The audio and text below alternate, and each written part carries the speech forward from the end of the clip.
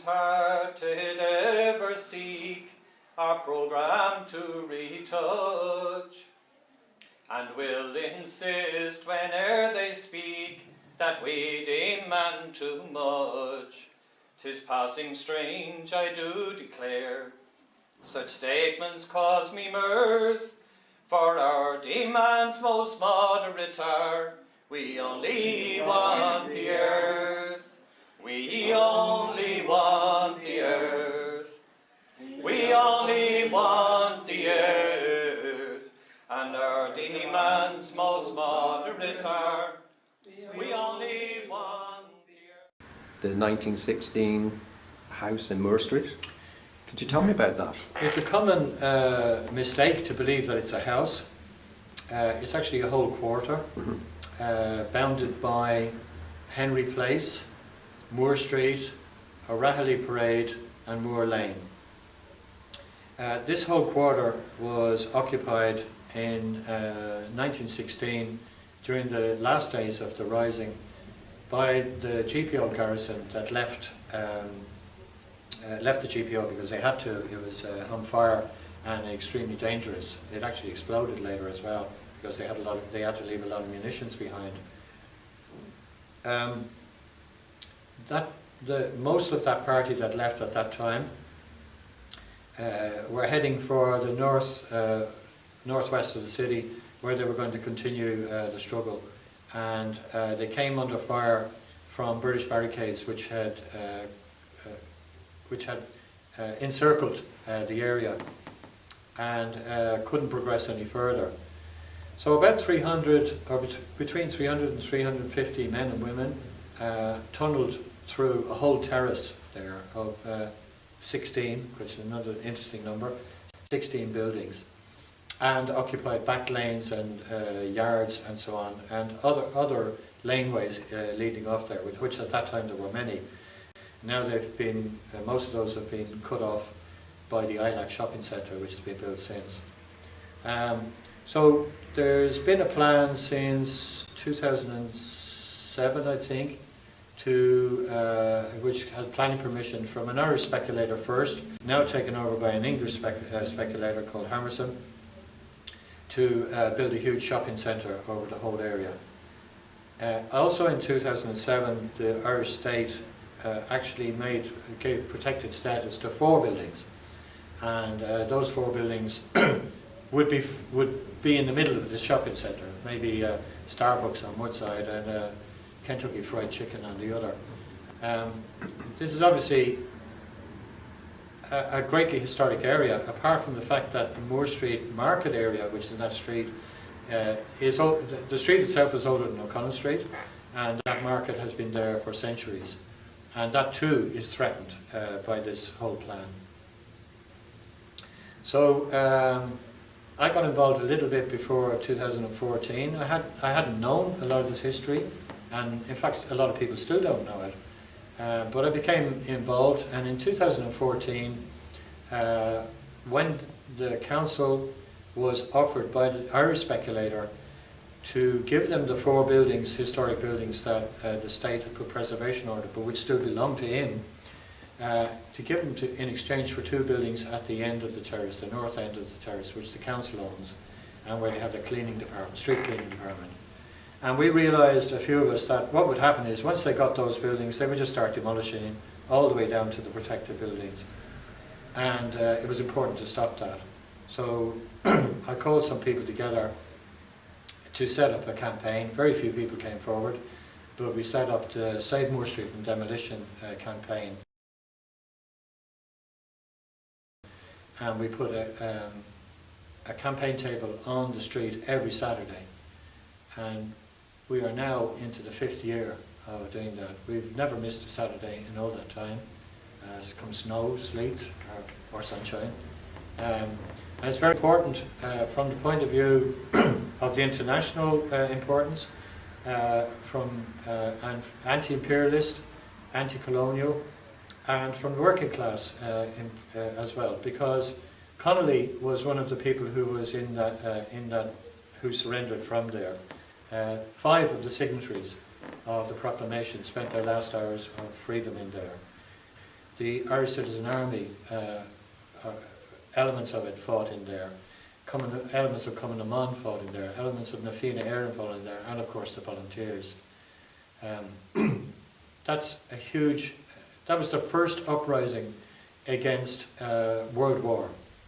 You had to wait nearly a year for another one in February in Russia, and then another one later on in Russia again in October, and then later on again in the summer in Germany.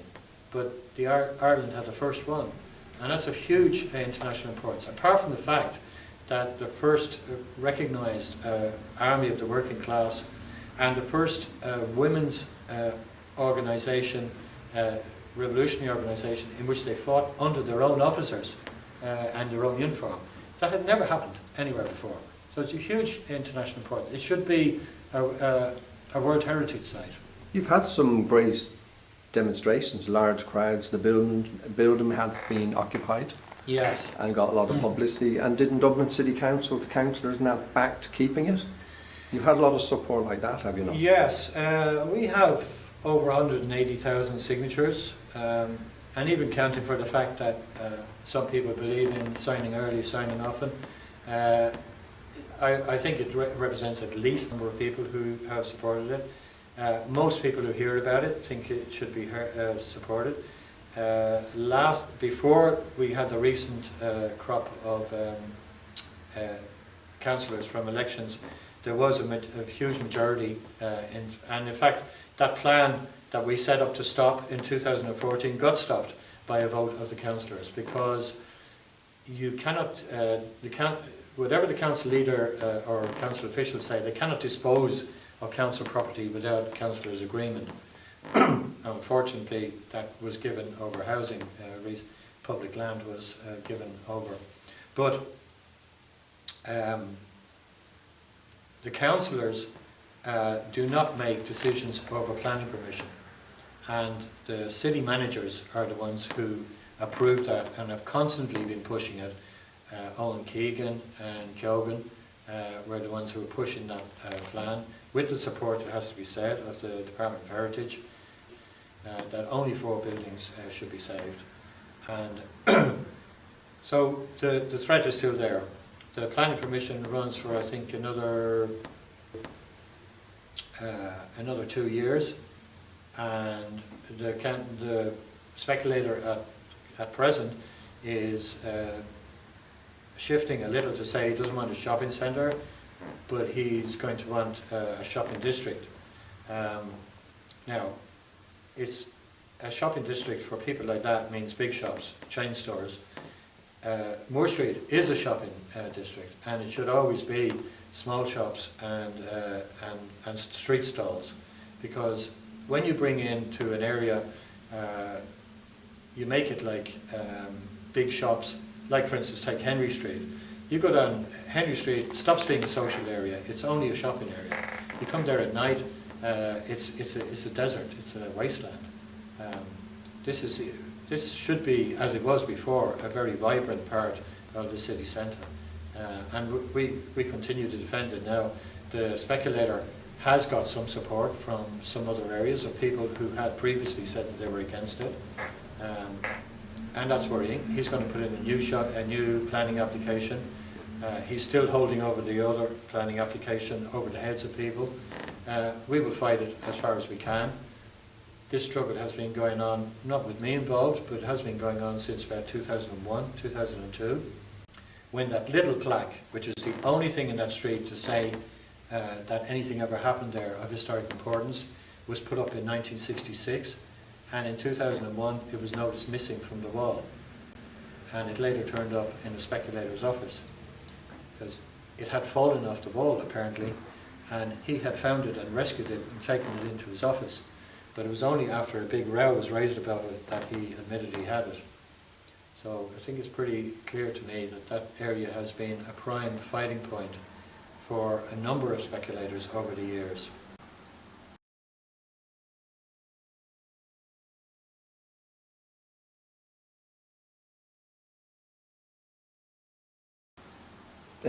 How did you become an anarchist? What attracted you to that?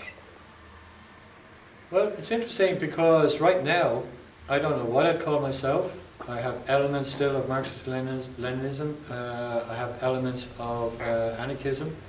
I don't trust political parties. I've seen how they maintain control. I've seen how they squash dissent. But I suppose at that time there were elements of it that appealed to me. Some of them were probably negative elements, maybe lack of discipline, authority. But some of them were positive as well, in the sense of being able to challenge things and argue for things. I found out that anarchists might say they have no leaders, but of course they do. They're just not acknowledged. And that makes them difficult to control as well. So that's an issue, I think. Looking forward, I would love it if Marxist-Leninists could carry through a revolution and then hand it over to the anarchists. But that isn't going to happen. So I just think that the most important thing is to organise groups and committees and movements and keep independent voices within it and tolerate dissenting voices, even when you don't like them. Because next time a dissenting voice is slapped down and controlled, it might be yours. Hearted ever seek our programme to retouch, and will insist whene'er they speak that we demand too much. 'Tis passing strange, I do declare, such statements cause me mirth, for our demands most moderate are, we only want the earth. We only want the earth. We only want the earth. And our demands most moderate are, we only